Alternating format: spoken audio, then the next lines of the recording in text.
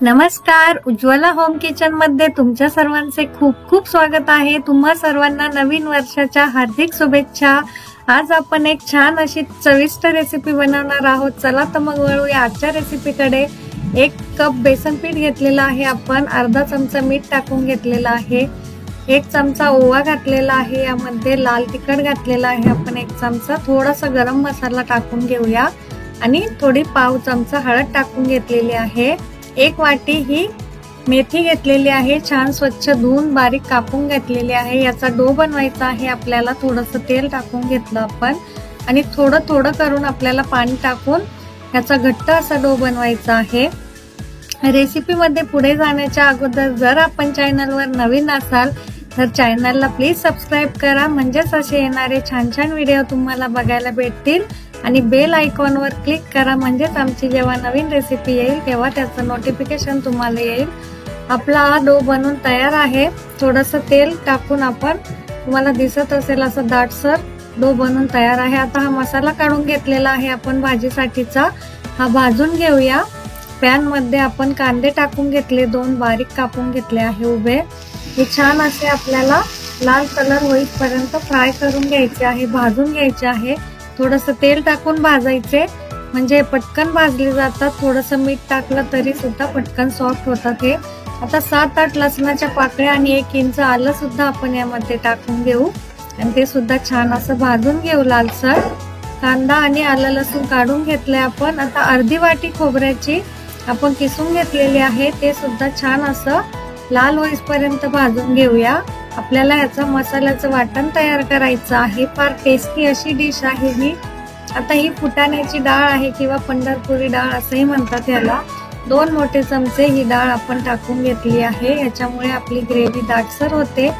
हे सर्व मसाले आपण एक एक करून काढून घेऊया। 2 लाल मिरच्या घेतल्या आपण आणि मुठभर कोथिंबीर सुद्धा आपल्याला मसाल्यामध्ये वाटून घ्यायची आहे। कोथिंबीरीमुळे आपल्या भाजीला फार छान टेस्ट येते। हा मसाला थंड होऊ द्यायचा आहे आणि नंतरच आपल्याला ह्याची पेस्ट करून घ्यायची आहे।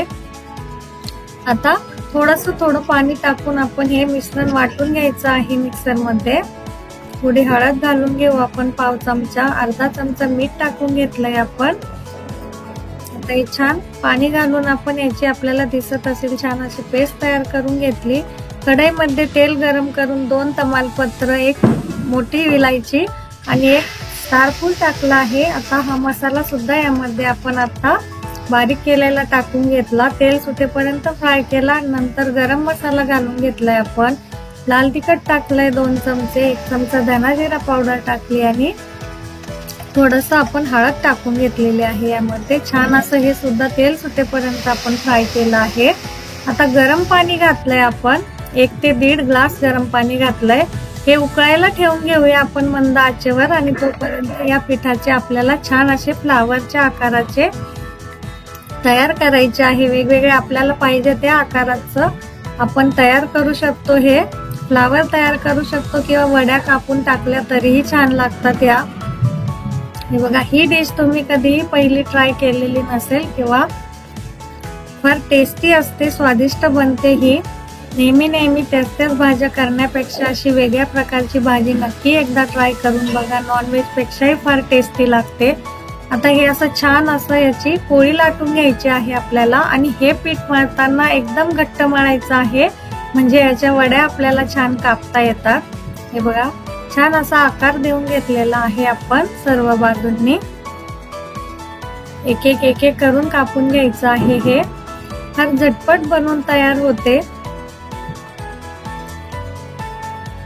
आता याला आपण फ्लावरचा आकार देऊन घेऊया। आपल्याला दिसत असेल या प्रकारे आपल्याला आवडेल त्या आकाराचे आपण हे फ्लावर तयार करू शकतो आणि थोडंसं मीडियम ठेवायचं आहे, फारही पातळ करायचे नाहीये ही पोळी, नाहीतर हे पीठ आपलं मसाल्यामध्ये विरघळण्याची शक्यता असते। एक एक करून सर्व फ्लावर आपले तयार झालेले आहे आणि आपल्या भाजीची ग्रेव्ही सुद्धा तयार झाली आहे, छान उकळी सुटलेली आहे तिला।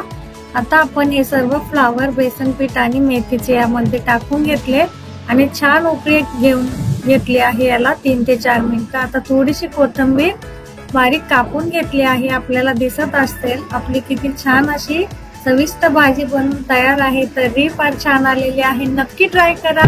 कशी वाटली कमेंट मध्ये मला नक्की सांगा. आणि रेसिपी आवडली असेल तर आपल्या चॅनलला लाईक, शेअर आणि सबस्क्राईब करायला अजिबात विसरू नका. म्हणजेच असे येणारे छान छान व्हिडिओ तुम्हाला बघायला भेटतील. धन्यवाद.